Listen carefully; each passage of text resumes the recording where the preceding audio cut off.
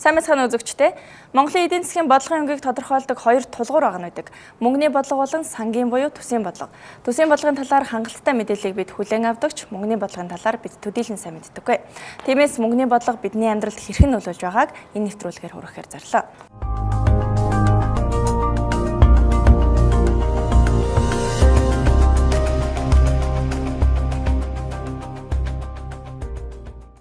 Монгол банкны мөнгөний бодлогын зөвлөл мөнгөний бодлогын хувь хэмжээг хэлцэж тогтоодог. Хамгийн сүүлд 3 сарын 17-ны өдөр мөнгөний бодлогын хүүг хэвээр үлдээхэр шийдвэрлэсэн.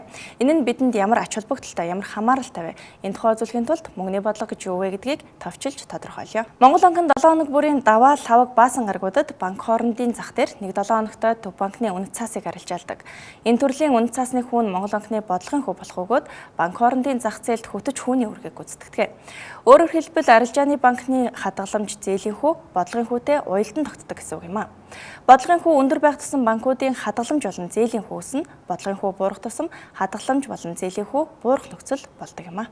Тэгэхээр зэрэг бодлогын хүү өөрөө ямар төвшөнд байх вэ? Мөнгөний бодлогын төлөв чанга байх уу, сул байх уу гэдэг бол өөрөө юутай холбоотой вэ гэхээр зэрэг эдийн засгийн үзүүлэлттэй холбоотой. Эдийн засгийн макро эдийн засгийн тогтвортой байдлыг хангах нь л тогтвортой өсөлтийг дэмжих нь л өөрөө бодлогын зорилт. Тэгэхээр зэрэг энэтэй нийцтэй мөнгөний бодлогыг хэрэгжүүлэх нь төв банкны зорилго гэсэн үг. Яг хөө энийг илэрхийлж байгаа хэмжиж байгаа үзүүлэлт нь бол инфляцийн тогтвортой байдал гэж бол ерөнхийдөө хэлээд байгаа. Бодлогын хүүгийн өөрчлөлтийн түүхийг 2016 оны байдлаар аваад үзэх юм бол 2016 оны 1-р сарын 14-нд Монгол банкны мөнгөний бодлогын зөвлөлөөс бодлогын хүүг 1 хувиар бууруулж 12% болгосон. За харин 2016 оны 5 сард энэ хүү хувийг 10.5 буюу 1.5%-аар бууруулсан байдаг. За тэгвэл 2016 оны 8 сарын 18-ны өдрийн хурлаар бодлогын хүүг огцон буюу 4.5%-аар одоо өсгөж шийдвэрлсэн байдаг.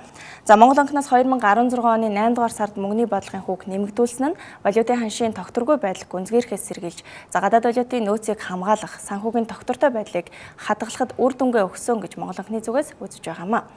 За харин 2016 оны 12 сарын 19-ны өдөр бодлогын хүүг үүнээс 1 хувиар буюу 14% болгон бууруулсан байдаг. За харин хамгийн сүүлийн хуралдаанаар бол бодлогын хүүг 14 хэвээр нь үлдээхээр шийдвэрлсэн байдаг. Мөнгөний бодлогын зөвлөл бодлогын хүүг хэвээр үлдээх болсон шалтгаан юу байв? Түүнд нөлөөлсөн хүчин зүйлийн талаар бид төв банкны мөнгөний бодлогын газрын захирлаас тодруулга авсан юм а.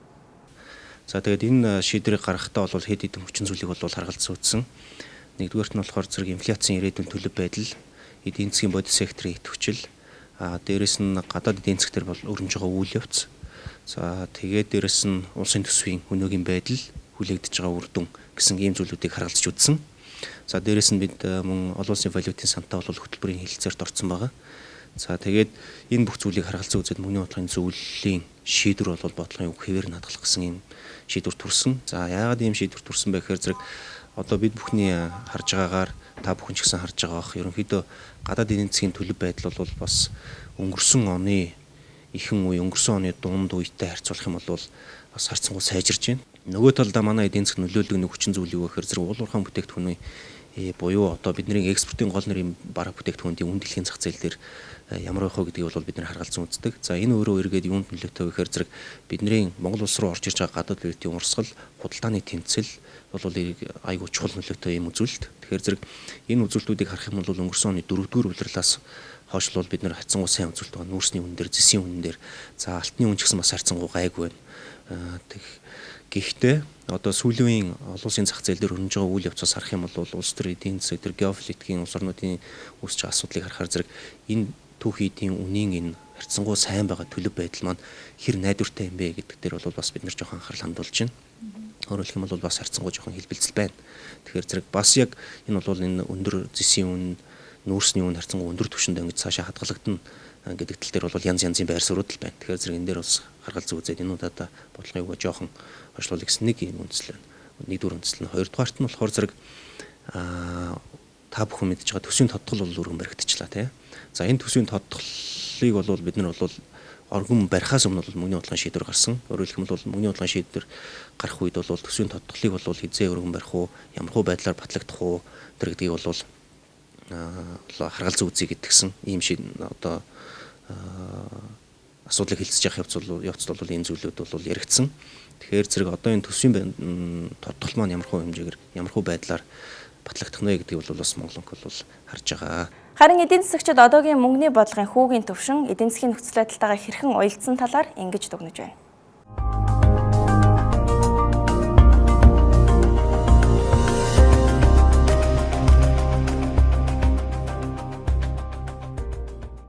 За манай хувьд болохоор яг Төв банкны хувьд нэг онцлог нь болохоор яг эдийн засгийн нөхцөл байдал маань дээр нь болохоор нэг ханштай бодлогоо жоохон уяад л байх шиг байна л да.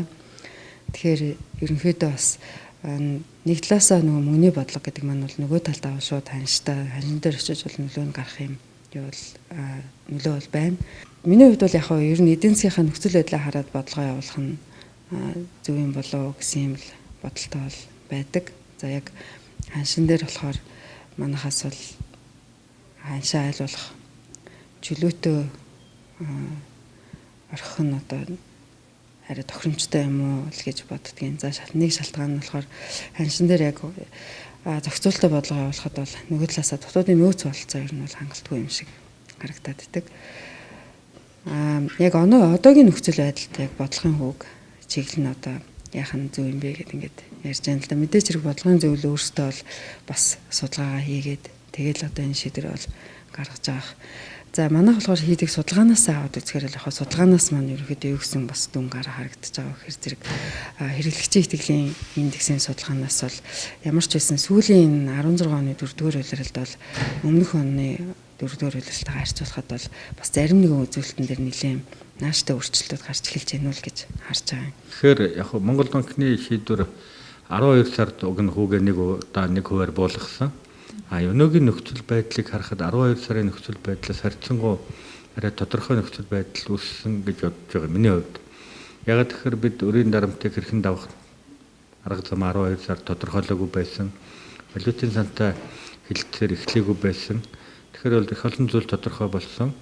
Эдийн засаг дэлхийн зах зээл төр ч гэсэн харьцангуй эрг нөхцөл байдлууд бий болж байгаа гэж үзэж байна.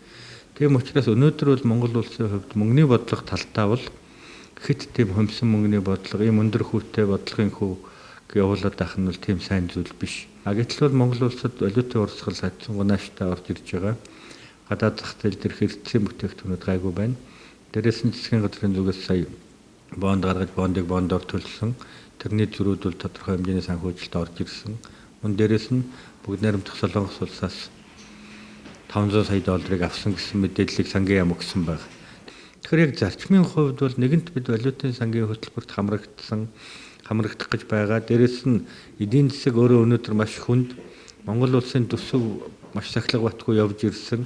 Тэрийг засах шаардлага байгаа талаас харах юм бол бид нэр төсөв талдаа хамгийн үр ашигтай тийм хэмнэсэн зардлыг үр ашигтай болгосон төсвийн менежментээ сайжруулж харин нөгөө талд нь бол мөнгөний бодлого харьцангуй арай чөлөөлсөн тийм мөнгөний бодлого барих нь бол зүйтэй гэж би хувьдаа харж байна.